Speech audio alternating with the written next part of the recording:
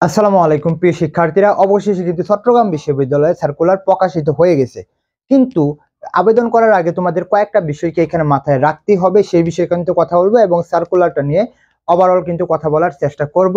কারণ হচ্ছে যে আবেদন করার আগে কয়েকটা বিষয় না মাথায় রাখলে কিন্তু সারা জীবনের কান্না, অর্থাৎ তোমাদের কিন্তু ওই সময় সমস্যা হতেও পারে, সেই বিষয়ে কিন্তু কথা বলবো।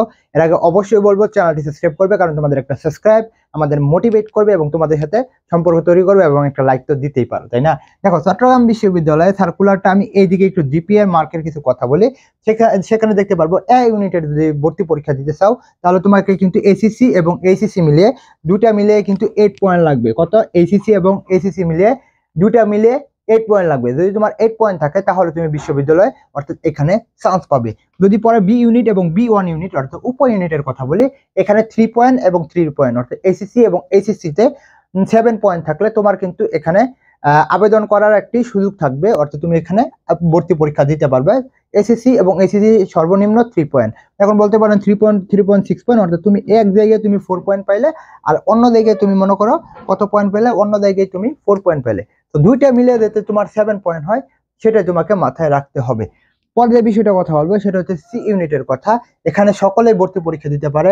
এখানে আর্টস এবং কমার্সের জন্য এসএসসি এবং এসএসসি মিলিয়ে 7.50 এবং সায়েন্সের জন্য হচ্ছে 8 পয়েন্ট থাকলে তুমি সি ইউনিটের ভর্তি পরীক্ষাটা দিতে পারবা। ডি ইউনিটের যদি কথা বলি, ডি ইউনিটে আর্টস সায়েন্স কমার্সের জন্য যদি এসএসসি এবং এসএসসি মিলিয়ে 8 পয়েন্ট থাকে, তুমি এখানে ভর্তি পরীক্ষাটা দিতে পারবা। তেমনভাবে ডি ইউনিটের সকলের জন্য 6 পয়েন্ট, অর্থাৎ এসএসসি এবং এইচএসসি তে 2.50 দুটা মিলে যদি 6 পয়েন্ট থাকে, তোমরা এখানে আবেদনটা করতে পারবা। এখন কয়েকটা বিষয় কেন্দ্র করে কথা বলার চেষ্টা করব।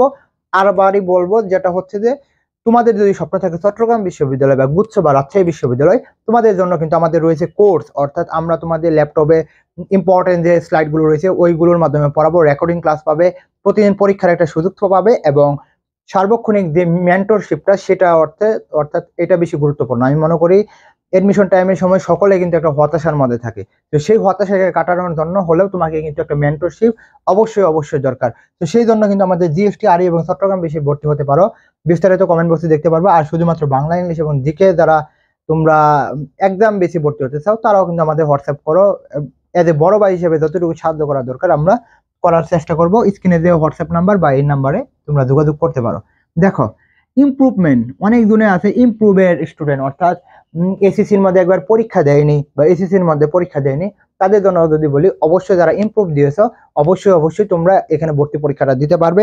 কিন্তু কয়েকটা বিষয়কে এখানে মাথায় রাখতেই হবে। সেটা হচ্ছে সে ইমপ্রুভটা হতে হবে এসএসসি 21 বা 22 এবং এইচএসসি হতে হবে 24 বা 25। এই দুটার মধ্যে যদি হয়, তোমরা কিন্তু এখানে আবেদনটা করতে পারবে। এবং কাটমার্ক বলতে এই নাম্বারটা যেটা হয়েছে, এই নাম্বারটা হচ্ছে তোমাদের যারা সেকেন্ড টাইম রয়েছে তাদের জন্য কিন্তু 3 নাম্বার, অর্থাৎ 3 নাম্বার অবশ্যই কেটে নেবে, সেই মাথাটা রাখতে হবে।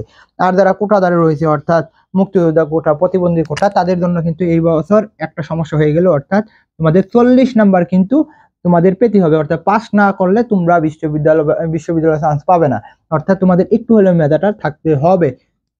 এই ওভারঅল ধারণা যদি তোমাদের মধ্যে থাকে এবং তোমরা যখন আবেদনটা করবে, অবশ্যই তোমাদের সকল তথ্যগুলো সঠিক দিবে, যাতে তোমাদের পরবর্তী কোনো সমস্যা না হয়, তোমাদের ছবিগুলো যাতে ভালো মতন দিতে পারো।